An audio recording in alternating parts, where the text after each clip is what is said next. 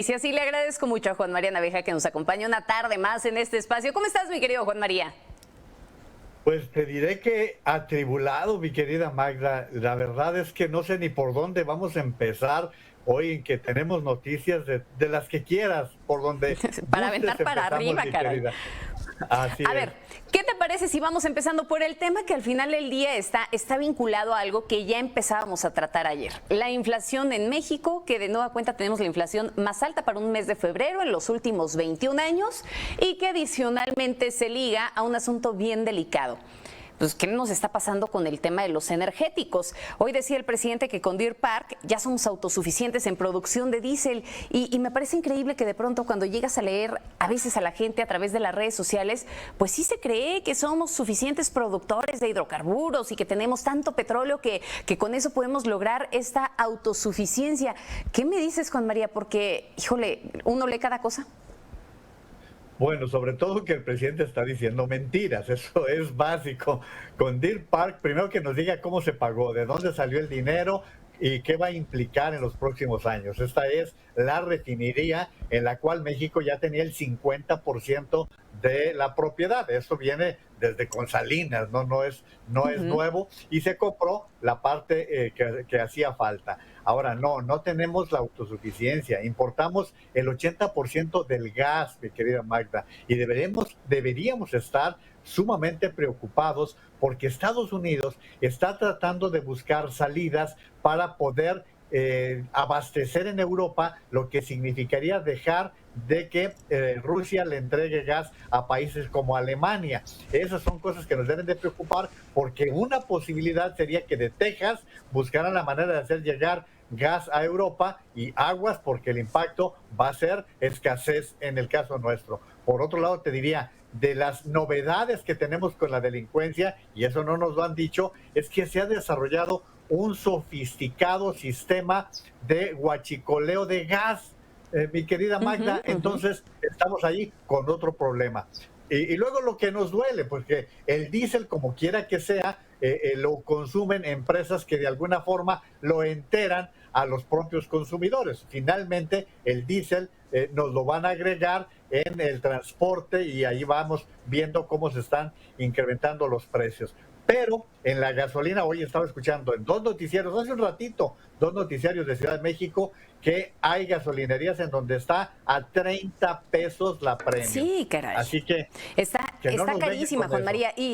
Y lo peor del caso es que quien termina resintiendo este incremento en los costos, pues es el bolsillo del mexicano, ¿no? Porque además hay que recordar, comienza a incrementarse el precio de los hidrocarburos y también comienzan a subir otros productos, ¿no? Que no nada más responde a la inflación de manera general que ya tenemos encima, sino también ese costo de hidrocarburos. ¿Por qué? Pues para todos se está utilizando gasolina, para la transportación de todas esas frutas y verduras que llegamos y consumimos en el mercado y demás, para los tractores en el campo. Es toda una cadena de producción la que se ve afectada por este incremento del costo de los hidrocarburos y bueno, posteriormente vemos la repercusión en la economía de los mexicanos.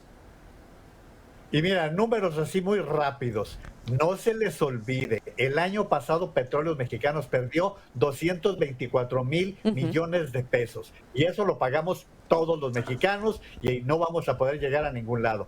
La Comisión Federal de Electricidad perdió 95,000 millones de pesos. Entonces, que no nos doren la píldora en torno a todo esto que está pasando en realidad con las dos grandes empresas de energéticos en el país. Lo que hablabas de la inflación, mi querida Magda, en febrero la inflación que registró el INEGI fue de 7,28%. La de Estados Unidos se dio a conocer hoy 7,9%.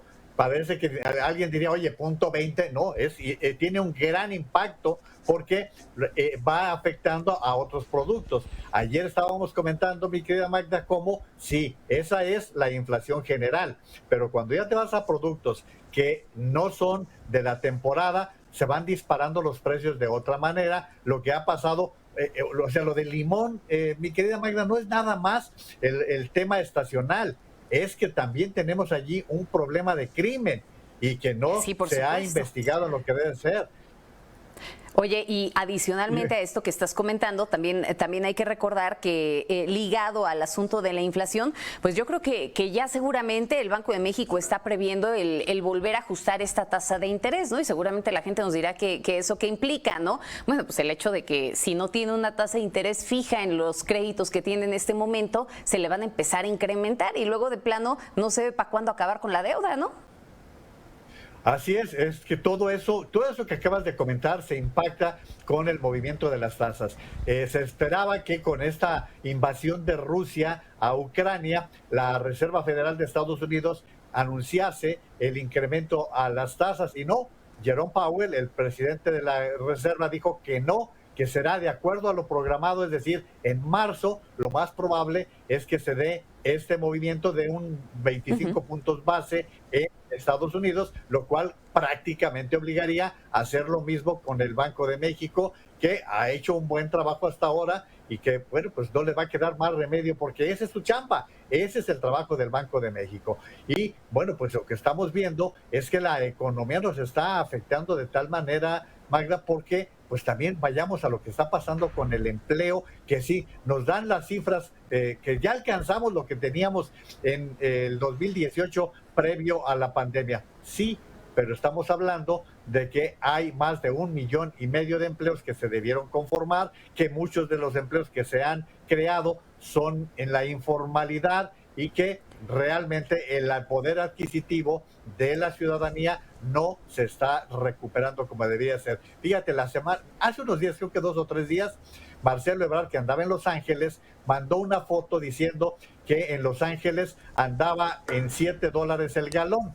Decía como a 70 pesos. Sí, y le contestaron en las redes sociales, sí, canciller, nada más que en Los Ángeles les pagan a $15 la hora, mi querida Magda.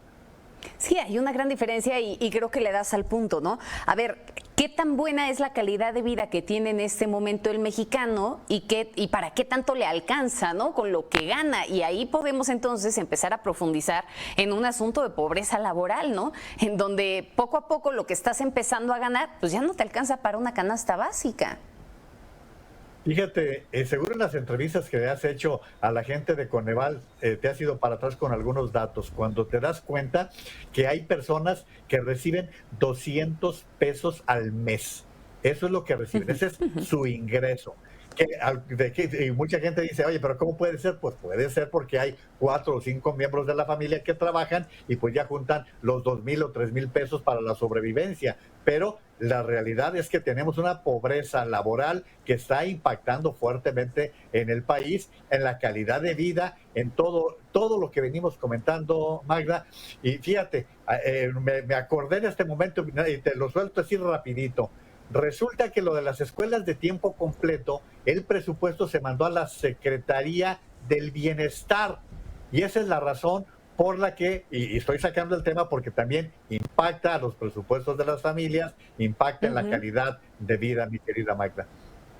A la Secretaría del Bienestar, bueno, pues es que acuérdate que en el caso de la Secretaría del Bienestar es en donde se concentran la mayor cantidad de los programas sociales, ¿no? Y ahí entonces podríamos hablar de qué tanta efectividad tienen los programas sociales, si verdaderamente están atacando las causas de fondo, si están logrando el objetivo para el que fueron creados, si son lo suficientemente transparentes, las observaciones que les ha hecho la Auditoría Superior de la Federación, en fin, es un cuento de nunca acabar, Juan María, y es todo un entramado que implica mucho análisis, pero déjame irme a otro tema. Escuchaba que esta mañana el Parlamento Europeo terminó aprobando una resolución que le está pidiendo ya a México proteger a los periodistas y a los defensores de los derechos humanos. Una resolución que fue aprobada por 607 votos a favor, 2 en contra, 73 abstenciones, pero pues el presidente rechaza esta situación, ¿no? Dice que su gobierno no está fallando en el asunto de la protección a periodistas y acusa de que hay una campaña mediática en su contra. O sea, ahora resulta que mataron entonces a 7 periodistas por debilitar al presidente, ¿o cómo? Es que todo se trata de él, todo se trata de él y todo es para el pasado. Dice, hoy por la mañana lo que tú estás comentando, hoy por la mañana decía el presidente, es que esta es una campaña mediática. Pues ¿por qué no da los nombres? ¿Por qué no informa de qué estamos hablando? Y luego levantando falsos, porque tú sabes que desde ayer trae de encargo a Azucena Uresti.